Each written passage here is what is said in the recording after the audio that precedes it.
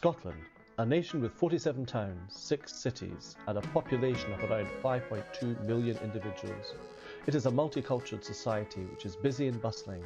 However, there is a rising issue in the local communities of city and towns. Here in the city of Glasgow, we try to investigate and understand these issues. Well, unemployment may be down, but the continuing controversy over squeezed living standards has brought the issue to the front line of politics. Adding more fuel to that fire are the growing numbers of people revealed to be using food banks. 350,000 people were forced to use the emergency service in the past 6 months. And the trust running... Food poverty is a very current problem. It has gained awareness in the last couple of years, through to the present time of 2015.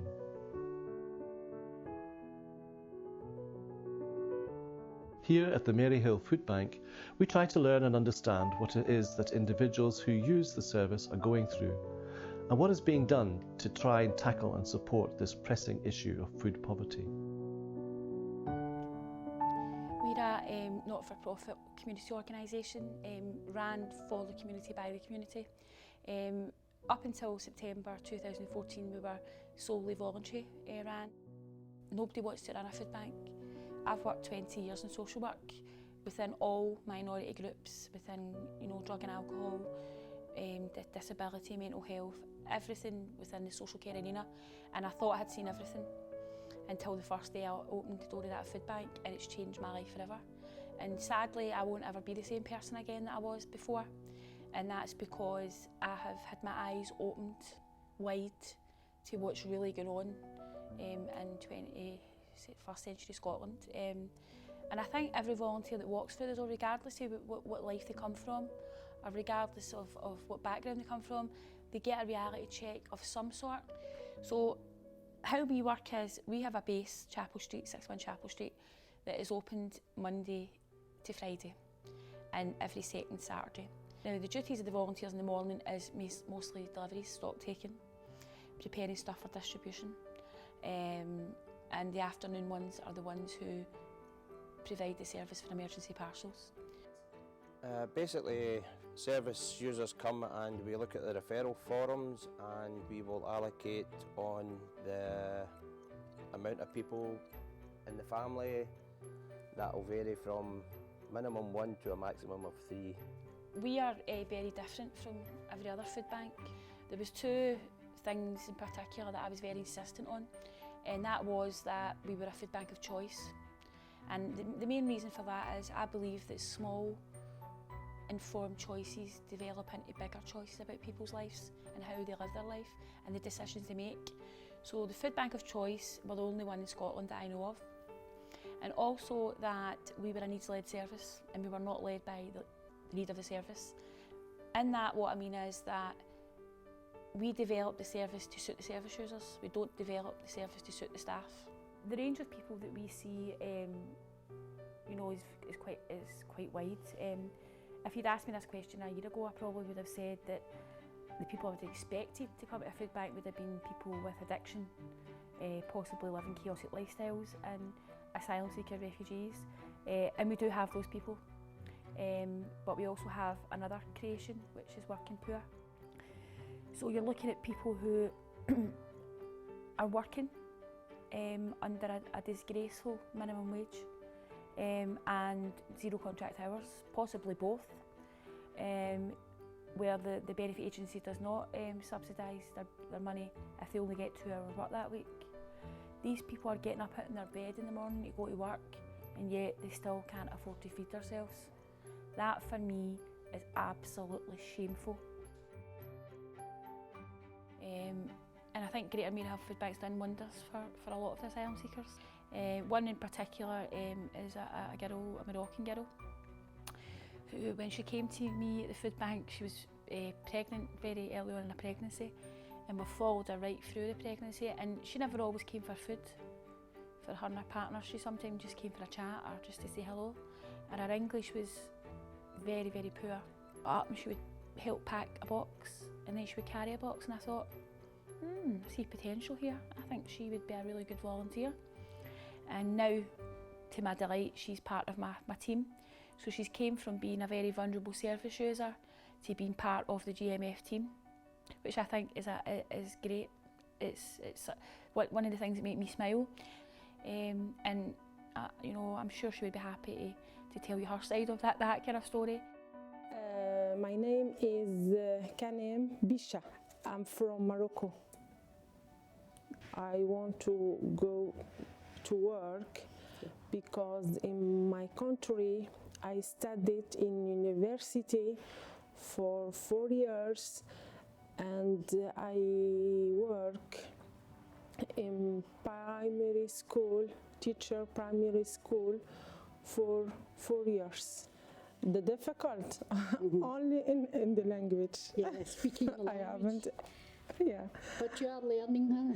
Yeah. I think this week I go to the college for learn a language.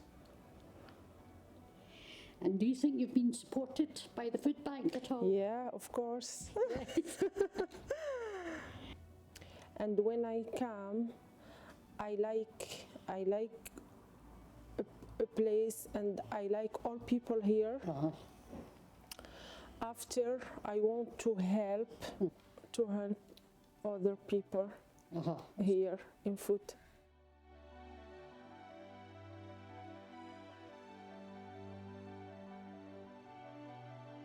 The sanction system has got a lot to do with it as well.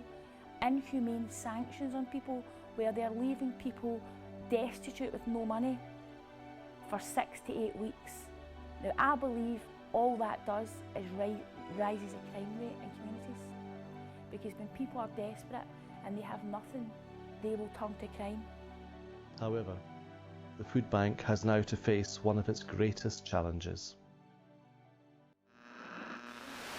What we know happened is that at some point over the weekend, someone broke into this building. You can still see the hole in the roof. Julie Webster from the Greater Maryhill Food Bank is with me now. Julie Webster, what did they take? They took vouchers, Tesco vouchers that had been donated by the public, just up to the value of £3,000. I was actually myself who opened up and found the actual break-in, and the reason we knew something was wrong, the lights were left on, and we looked and the office door was kicked open and the safe was lying all over the place, things discarded, broken, basically ransacked really, to be honest. And it was just disbelief. It was just total disbelief at the time, because we couldn't believe it. The repercussions were that everybody assumed wrongly that it was into somebody within the organisation, had something to do with it, which was totally wrong as far as I'm concerned. Basically, everybody felt a wee bit kind of, I wouldn't say stigmatised, but people were looking at everybody and kind of apportioning blame, basically. It was totally, even people who weren't here were actually getting stopped in the street saying it's an inside job, etc., which was totally wrong, 100% wrong. The break-in made me really, really disappointed. It was so sad that the reputation of the food bank had been built up through the year or so, and then coming to the unit, it gave everybody a base to store the food and to move the food. But it was so sad about the break-in because it took so much of the heart out of the food bank that somebody could come and break into the local food bank and actually steal money and food and possessions of the food bank, and it was really, really sad. It made me feel really, really bad. What impact is all that having on the work of the food bank? It's having a hard impact on us being able to run as normal, but I won't let that stop us. We'll continue to provide food provision to the service users with a hole in the roof, because they've already took the money, and I won't allow it to affect the project as a whole for the service users. And one thing that's certainly clear is that already there's been a massive community response to what's happened here.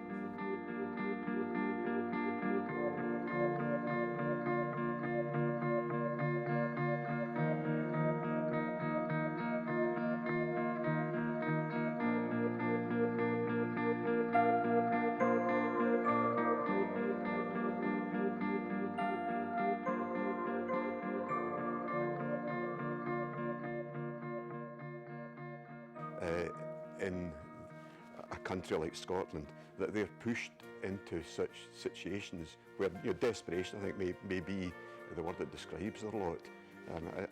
We need to, as a society, look to see if there's not a better way of doing things.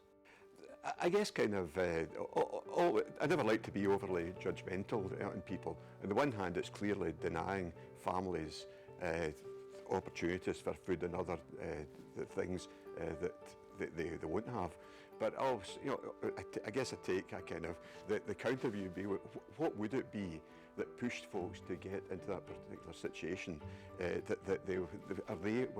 Were they in such dire straits that was the only solution that they had to their future? You know, so you know, there are. I've just heard about it, a seeking of pros and cons. I'm in no way condoning the break-in, but just, you know, the fact that it could well be there were people who were, you know, pretty hard pressed themselves and found this a solution. The Maryhill Food Bank supports the well-being of around 1,300 to 1,500 members of the public per month.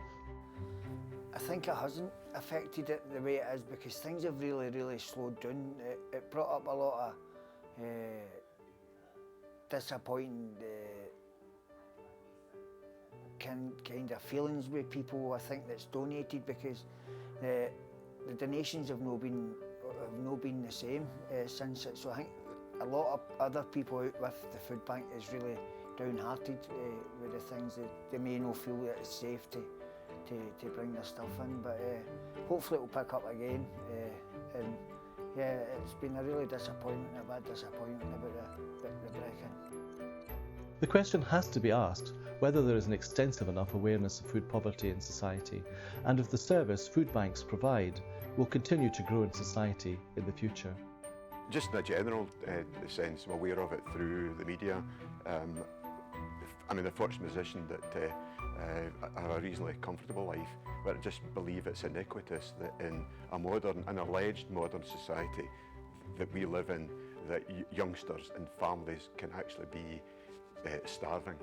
I think it's just iniquitous, and you know, I think a number of us are in a fortunate position that we maybe have a little bit more than we really need. So to share it around, I don't think is too much of a hardship. Yeah, it's a really positive way forward for some people.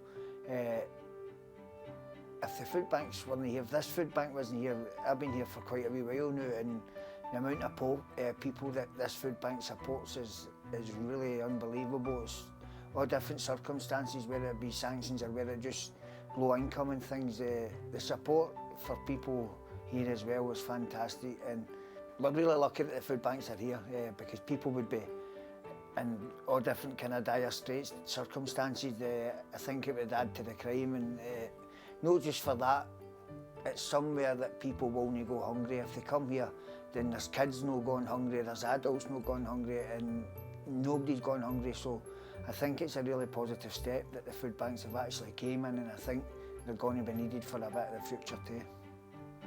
I didn't even think I would ever have to run the food bank for much longer. And it's a service that people will be lost without it, to be perfectly honest now. They're all welcomed, very much so, and you get to know them, and people get to know us as well. And I think it will get better before it will get worse before it actually gets better. And I think we're here to stay for quite a while, really. I feel that it's shocking in this day and age that we should have to have food banks. Having said that, the generosity of the people who donate and the companies who donate to food banks is quite overwhelming, and it shows the level of care and compassion that's out there, but it should not be necessary. During the life of the Maryhill Food Bank, it has been supported by the local community and the companies within them. These companies have generated awareness for the local food banks, made generous donations as well as matching donations made by individuals, schools and a variety of fundraisers. Food poverty will continue to be around for the foreseeable future and will be very hard to eradicate completely. The evidence of the Maryhill Food Bank shows that there are people who are desperate and struggling.